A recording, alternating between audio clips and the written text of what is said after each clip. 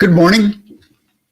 I am Steve Weber, and welcome to the American Gumption Morning Show here, broadcasting on Spirituality Gone Wild. And today is Thursday, January 14th, show number 107.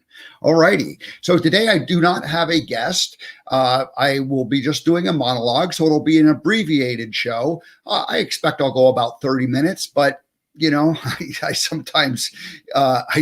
usually, if I guess wrong, I usually end up going slightly longer than what I guess. But I'm thinking 30 minutes. Actually, I was going to say 20 minutes, and then I upped it to 30 for that. So I think we're going to go for about 30 minutes today. And my monologue is going to be called Internal Audiences. And I'm going to try to relate what I've been doing here for the last 6 months as I've been broadcasting to what is, what organizations could be doing with their particular businesses to improve their business bottom line, and it basically is a broadcast internally to their employees. So I'll get into that and that's what I'm going to focus on for the entire show, this segment today. All righty, but before I get into that, let me go ahead and tell you what's happening the next, tomorrow and then next week. I'll give you just sort of a quick overview. So tomorrow, Jeff Carlston is going to return to the American Gumption Show. Jeff was my host on show number 8, the second week of the show, the second week of the show back in August, show number 8, and tomorrow is show number 108. So it's exactly 100 shows since that just turned out to be a coincidence. But Jeff was a volleyball coach, collegiate level volleyball coach, and ended up losing his job and then realizing that it was time to do a little sabbatical. And then COVID hit. And anyway, he moved his family, his wife and 3 young boys to Colorado. And he's going to check in with us and tell us what's been going on since then. He had actually moved into his house the night before he did the show. He did the show from the house, and his wife and kids were showing up later that day, and there was no furniture in the house when he did the broadcast. So anyway, so he'll fill us in on what he's been doing in his consulting business and how he's transitioned his life. So that'll be tomorrow's conversation. All right, now next Monday, I'm not going to do a live show. I'm going to take Monday off, and I'll be going away this weekend to the Pocono Mountains. And what's interesting about this is that when I started the show back in August, the week before I started the show, I ended up going up and spending a week with my brother and his wife, Trisha. And so grateful to them. They're going away for the weekend, and they said, "Hey, Steve, come on and join us." And so I'm going to go get away for a couple days. So I won't do a show on Monday. I'll tell you about that on Tuesday when I get back.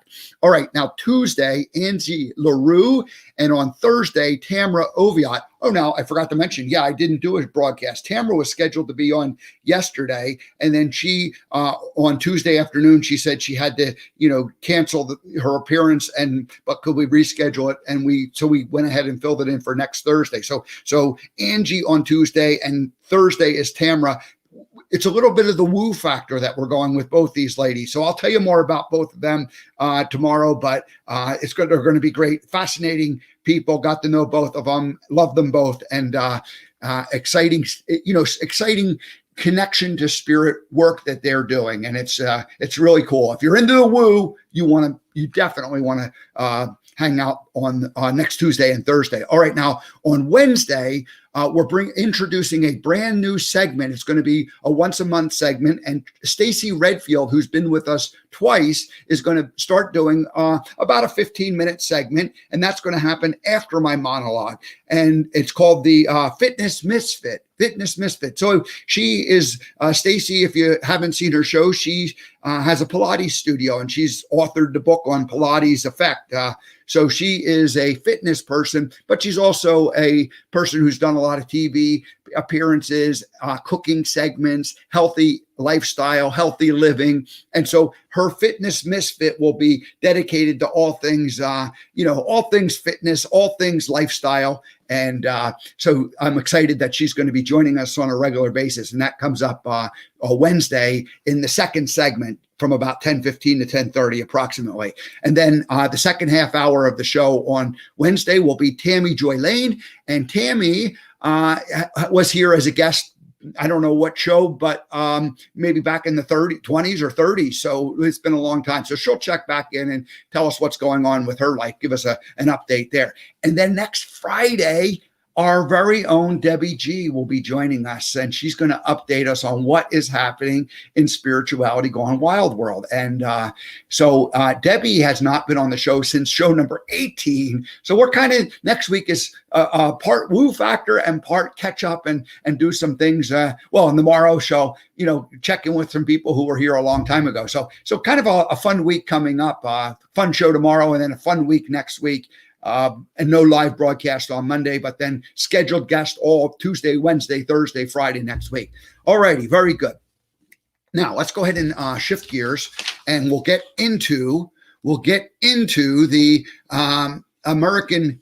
We'll get into the monologue. I switched the banner to American Gumption, and I'm like, distracting myself. All righty, so. Yeah. Anyway, great. Okay. So here we go. So internal audiences. So this monologue, I've got a plan. I've got 3 pages here of ideas, and I'll kind of follow along, and we'll break it into 3 segments, just to kind of, maybe frame it out. Although, I'm not sure, like we'll just sort of I'll acknowledge when we go from segment 1 to segment 2, just to sort of shift gears. It's a little bit of this story is going to be tying several pieces together. And so trust me that will make sense, and you'll be able to follow along with it. But basically what I'm talking about is creating a broadcast for an internal audience. Excuse me. And that internal audience is a business basically doing a show, not like this, but not, obviously not like the, not the exact format that I have, whatever format they want, to their employees, with the idea that it will create a better community, a better atmosphere, more trust, and then ultimately more productivity and more successful business for everybody involved. So that's the idea of what I'm thinking. So now I've been broadcasting this show for 6 months, or this is my 6th month that I've been doing it. And, it started out, I was just like the American Gumption Project, and then the American Gumption Morning Show, specifically when we started this show, and attached with Spirituality Gone Wild. And the goal and what we've been doing here is build an audience, have people who can relate to this type of information. And when American Gumption is building an audience, Spirituality Gone Wild is building an audience. Now they are internal. They are like a community of people, these audiences, but they're public, because we throw out the wide net and say, hey, whoever likes this information, come find us and come be part of our community. And then once you're part of the community, then it's like we're speaking, to you specifically, but we're not speaking to like a captive audience per se. As we start, we're throwing this wide net. So now take that idea and, kind of do a shift, a little mental jujitsu, and say, okay, now you have a business, a single business, and they already have a captive audience, and that's the employees of the company, right? So these people are there, and you say, okay, I'm going to broadcast you. So that's where the term internal audience comes from. It's like you have a business has an internal audience that is captive, right? You can figure out how you want to, talk to them, but you're not broadcasting it out to the public. You're not putting it on YouTube and saying, hey, come join, listen to this thing. You're thinking about specifically broadcasting to your employees, your people, your audience, which is your people, your employees. All right. Now, these people can be spread out across different time zones. They can be across regions. If it's just like a small business, like 4 or 5 people in a business, that's not going to work. You don't need to do that. You're all together. But, what kind of there are businesses like that. And so this is not attached, this is not speaking to those. I'm talking about businesses that are spread out over, some kind of a little bit of a distance, and maybe there are people working from home, nowadays, and they're, again, across different regions, across different time zones. And so the idea is that it's that type of a group and community. And it doesn't have to be huge. It doesn't have to be thousands of employees, but if it gets up above, 10, 20, 30, 40, 50 people, then, that's a big enough group that this would work very well for. If it's, like I said, just a handful or two handfuls of people, maybe not so much. But if you start to get into, dozens, and then it would make sense. They can be across different time zones. I said they could be across different countries and continents. And here's where the idea is kind of coming from is COVID and these Zoom meetings. I mean, everybody's gotten used to it. Maybe not used to it. Maybe that's too strong of a word, but certainly having to do it and somewhat familiar with it. And so the whole thing has, it's been forced upon businesses to adapt and to try new things. And so this last year, let's start thinking about what are good things that could come out of this. Well, one of them is that, we're all used to connecting this type of a way, communicating, face to face, virtually. And, face to face virtually is a lot better than telephone. And it's, is it as good as face to face in person? Probably not. Many people are going to say, no way. I'll just say, hey, it's working, and there's an opportunity here. So now, and then the other thing I want to tie together is that there are tech businesses that are like 5 years old, maybe a little longer than that, but let's just say around the mid-teens, 2014, companies sprang up that were 100% virtual. It didn't matter where employees lived. Everybody's like a remote worker, and some companies have grown to be significant sizes. Two that I'm specifically familiar with are StreamYard, the one business that I'm using, the platform I'm using to broadcast this show is coming to you via StreamYard. Here's the here, we'll just throw this up here real quick and show you. There's the oops, I got to turn that off. There's powered by StreamYard. There it is. So StreamYard is a business that came up as a result of, they just said, hey, we're gonna create a virtual business, and there is no office that I know of. I mean, everybody works out of their home. All right, so that's cool. And then ConvertKit is the brand, the company, the CRM, the email marketing automation tool that I use to send out my weekly Gump date, my weekly update on what's going on in the world of the American Gumption project. And so, you collect you need some kind of an automation tool to collect names and to send it out. Well, ConvertKit is the brand that I'm using, and the CRM that I'm using for that purpose. And that is a virtual company. I don't know how many employees they have. 30 or 50 or 100, I'm not sure. But they are all virtual. There is no corporate office per se where people go to. It's just all, businesses that are established virtually to begin with. So I only mentioned the fact that COVID came along this year because it changed everything. And then this has already been going on for 5 years, where companies are, you don't need to be all in the same building to make things work and to do it. All right.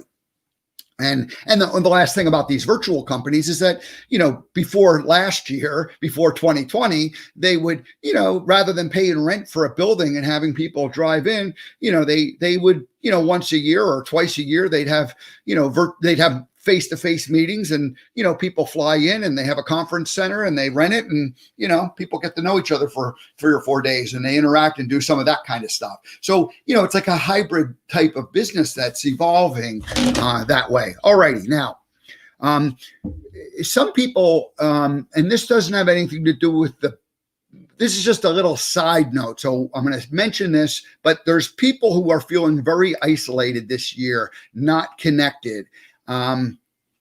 And that's very real, right? Because they are used to living in that face-to-face world. So again, this whole thing has changed everything. And they are, and I've met them via these kinds of different groups that I'm involved in, and they've shared it. And they're their frustration with the whole thing is very real. And so, connection is so important, right? We want to be connected. And that's the point of this. And so there's people feeling isolated as a result of what's going on.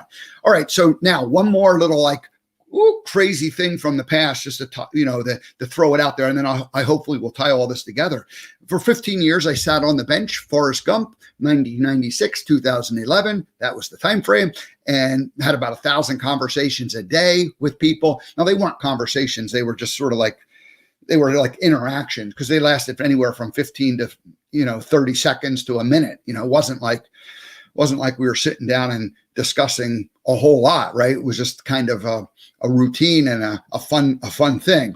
And then I went to Montana, and I ended up getting very quiet. I didn't have a lot of interaction, and I kind of went through a bit of a withdrawal and reinvention period. But I learned how to become very quiet and still, and it was a very different experience. So it was like two different phases of my life.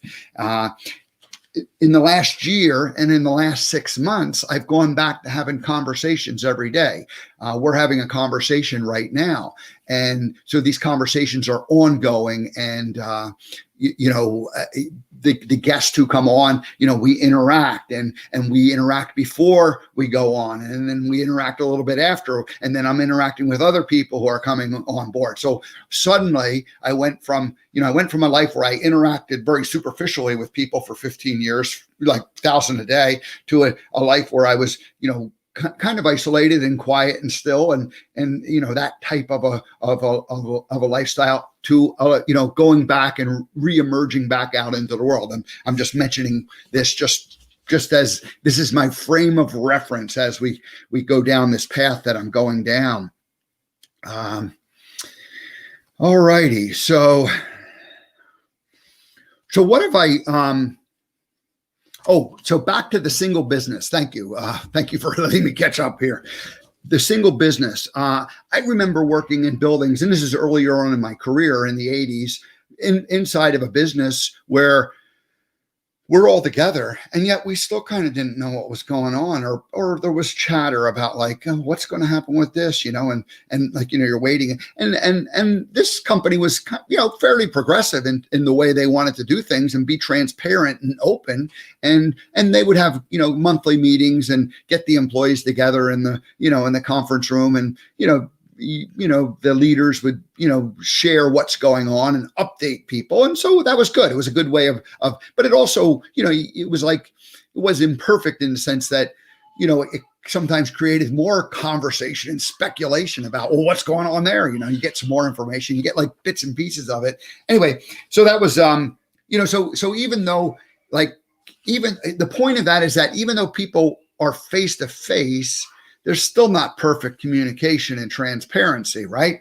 So the goal in any business is to have a team working together.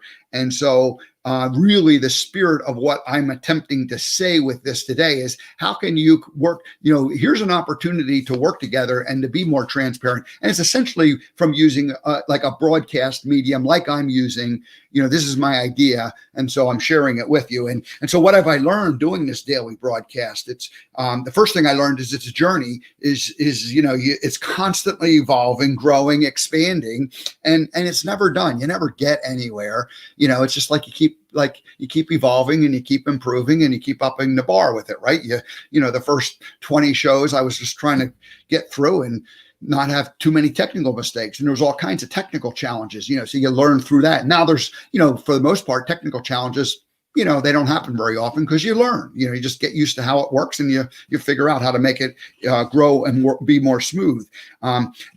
Essentially what I'm saying is it's like a business, it's like doing this show is it's like life, or it's like business. It's like a community of people, right? It's just constantly evolving and growing. So maybe we can take that same idea and now put that into a business and see if it would be something that it's helped. So let's imagine that we have a business, and it's really a matter of taking like whatever existing business you have today and using technology, which exists and has existed for the last, 5+ years, but has come into the mainstream big time this last year. And this whole idea of a broadcast, and just like tie them all together, your business, the technology, and a broadcast to communicate better. You have that internal audience, you have your employees, and what you do is you end up having conversations. And typically a conversation is going to be at least 2 people, but it might be a little bit more. I don't recommend it being like a Zoom meeting where you have 10 or 12 or 15 people and 1 or 2 people speaking and everybody listening. I imagine it more like a broadcast where you're communicating and there's some idea and concept of entertainment along with information and sharing and back and forth. And in this particular format that I'm using, being the host, it's my job to, engage the guest regularly and to have the conference and maintain the conversation. And I bring, of course, my own flavor to it. And so the conversations reflect, certain attitudes and beliefs that I have. So probably I'm endorsing the idea that it not just be a committee of rotating hosts, but it be somebody who is more or less the host of the show, the identity. It doesn't have to necessarily be one person, but there needs to be some type of identity connecting all of the pieces together. It's a friendly, relaxed, conversational, sharing stories thing. It's not like bullet points and reading lists of things and direct information exchange. It's discovery happening live and on screen. And it's a combination of business and personal. These are people, they're people, and it's humanity. And people want to know who they work with. People want to know, a little bit about it. It's not going to be the type of thing that you're going to share your dirty laundry or your, too much detail with it, right? It's a business idea, but who is this person? What's their life like? Generally speaking, what do they like to do on the weekends or whatever it is, something so that you feel like the person that is working with you. And first and foremost, it's a business, and so what do they do? Who do they serve, and how is the contributions that these people are making on a daily basis helping the business grow and expanding? Basically, it's like if I'm listening to somebody, I want to know what they do. How do they contribute? And then when you start to know that, it makes them feel more real. Over the years, as I began my, awakening and, personal journey into, getting in, becoming more conscious of the way I was living my life and not just living on autopilot, I ended up sharing lots of stories, not lots, but I shared there was a couple stories that I shared. And I remember these were breakthrough type stories for me and are very personal. And I would share the story with somebody, and immediately what would happen is I'd finish sharing the story and the person's listening intently, right? They're paying attention. And immediately upon finishing sharing the story, they would tell me a story about, their life. And at first that really shocked me, because I thought, hey, I just told you this story and you don't even have a comment about it. But what I realized, right, there's my ego being like it's all about me. And but what I was doing was giving them permission to share their story. So the idea is that there's enough personal witnessing going on that people can begin to see your humanity, and then they can become more humane in the way that they share and tell their story. So that's so it really is a permission thing. So if it's done correctly, then you're essentially giving your employees an opportunity to be more genuine and authentic in their life, in their work environment, and that will that will have benefits, which I'll talk about in just a second. So everyone participates in this. It's not just the leaders, but the leaders clearly need to be part of it. And they clearly need to, they'll have a regular, recurring role. They won't be on every show per se, but like the people who are running the company, they gotta be there presently and on a regular basis, and they got to share what's going on because people want to know. Okay, new employees, they should be involved. Welcome, and who are you, and what's your job going to be initially, and just doesn't have to be a long segment, just a couple minutes, but that's why. Oh, that's the guy who used to be at such and such, or that person, this person's going to help us with this and that sort of thing. Project leaders, there's always projects going on in organizations, and not just project leaders, but project teams. And there you could have a more of a panel discussion where different people talk about something. And again, not like into the nitty gritty details of it all, but just the higher level, the big picture, so that people can, get an idea of what people are doing. And so anyway, my vision is that, this form of communication with using technology and this virtual and the conversational style for these internal audiences, it'll end up creating more value for the employees and then more value for the company, right? And so, what happens is the business will improve because employees feel more engaged, and customers end up receiving better experience with these more engaged employees, and then of course the business grows and thrives with it. So in simplest terms, how does this work?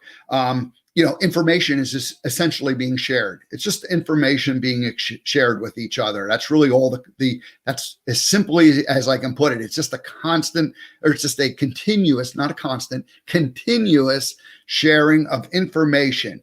And there's transparency and openness. I have some production in terms of how this show goes on, but a lot of it is just spontaneous and it's just me showing up here on a regular basis and doing what I'm doing. And that's the spirit of how I would see this working. And what will happen is trust will be built within the organization. Just like my goal is to build trust with the audience, that I will be sincere and honest with them. And the same thing will happen with this vision that I have, is that organizations will have more trust as a result of this practice. And what will happen as a result of the trust is they'll become, people will work together better, and then things will become more efficient in the way they're done. And as efficiencies occur and redundancies get eliminated and bottlenecks get eliminated, you'll end up improving the bottom line, and customers will be happy, and that so it's this whole cycle of improving, from just from sharing information, being transparent about that information, building trust, and then efficiencies and improving the bottom line. All right, so now here's the third part of this. So we're going to wrap it up at this point. How am I doing? 10:29. All right, well, I'm not going to make it, to 30 minutes. So it's going to be maybe 5 more minutes. I don't know. Here it is. It's easy to do. This can be done right now. This is not hard in the sense that all the technology exists, and it doesn't take very much time for the majority of the people. Listening, these can be little tiny segments. They can be like broken into, the show could be 30 minutes, but it could be 3 5-minute segments or 6 5-minute segments. And, people can take it in little bite-sized pieces, listen on the way home or 2, blah, blah, blah. And so, and the interviewees, it's not a lot of time for them. There's a little bit of prep. If you're going to be on the show, there's a little bit, you got to put a little bit of thinking involved in terms of what am I going to say, but it's not like you're going to prepare a presentation or anything. It's just like you're going to have a conversation, and people love to talk about themselves. So that part isn't that hard to do. It just needs to be encouraged and the right atmosphere created. Now, there's a challenge to it. So that's the good part, or the good news, or the easy part, is that the tech all exists, and it's not like rocket science stuff what we're doing, But the challenge is that someone has to commit to the idea. Obviously, a leader, the person in charge has to say, no, this is a good idea. I want to do this. Let's go ahead and do this. And then someone has to do it.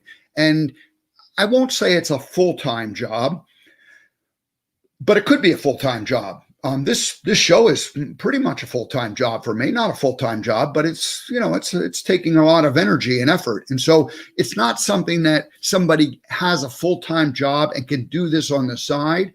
You got to have somebody who's willing and able to have the time to dedicate to making it happen. And this person will be kind of like, we'll call it the host producer. And those could be two separate jobs, depending on how big the show wants to be. You could have the host, you could have producers, you could have multiple hosts, you could have multiple producers. So you could, but basically somebody's got to be kind of the main driving energy in making it all come to you on a regular basis. And whether that person serves in the dual role of being host producer, as I am for this particular show, the American Gumption show, that's up to you at this point. And then you need some tech support, and it's not a huge effort on the tech side, but there is an effort that needs to happen. All right. So a little bit about the host producer. What do? They moderate, they conduct the interviews, they research, they prepare. I actually love the preparation and the researching, and I like the interviews. I mean, I like the interviews a lot. So, for me, that's kind of my bread and butter. That's the stuff I like. Coordinate behind the scenes energy. I'm doing that at this point. And then of course there's got to be like a marketing aspect, promoting the show. In addition to making it happen, you need to promote it. You let people know that it's out there. Internally, it might be a little easier, but you still got to do that. You still got to let people know where to find it, how to get logged on, who the new interview this week or whatever schedule you're on, how it's out there. The tech part, there's advanced work, and I'm calling that the distribution. Where is it stored and accessed? The tech foundation has to be set up, not hard, not complicated, but a bit of effort, a bit of decision making to make that all happen. And then there's going to be regular ongoing pre and post production, getting the new content up and ready to go and out to market. So the initial setup, if you're thinking about doing this, the very first thing you need to do is what's your strategy? Lay out your strategy. What are your goals, your objectives? How, what are you envisioning this thing looking like?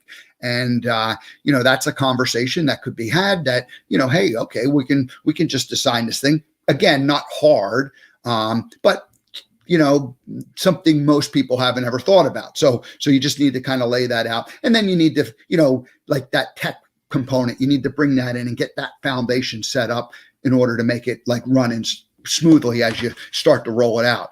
And then there's so that's the initial setup. So the initial setup is really two things. It's like, what's your strategy, and, who's going to be doing what, the basics, the big picture, and then, get the tech foundation in place.